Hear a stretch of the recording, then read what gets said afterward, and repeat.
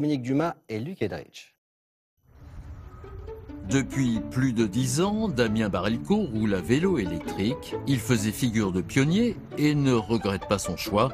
Fini le scooter bruyant pour tous ses déplacements, que ce soit le travail ou les courses. Le vélo électrique, j'ai l'habitude de dire que c'est le vélo mais sans effort.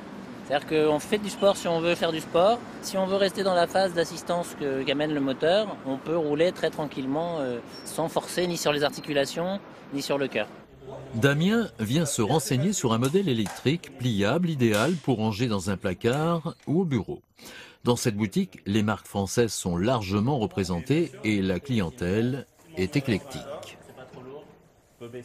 Nous, on s'aperçoit qu'une grande partie de nos ventes sont sur la population active, donc entre 20 et 50 ans, toutes les personnes actives, et ensuite aussi des personnes âgées, plus pour la campagne, pour se promener ou ce style de choses. En France, presque 255 000 vélos électriques ont été vendus en 2017, le double de 2016.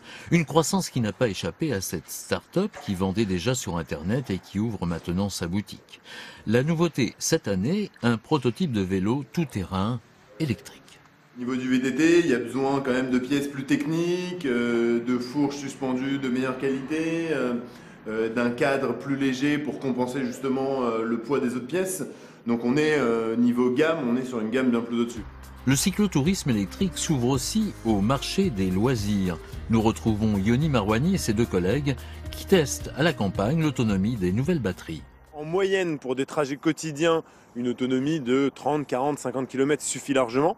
Et pour du cyclotourisme, c'est vrai qu'on préconise plus des autonomies de 100, 110 pour être vraiment tranquille et pouvoir se permettre d'aller plus loin.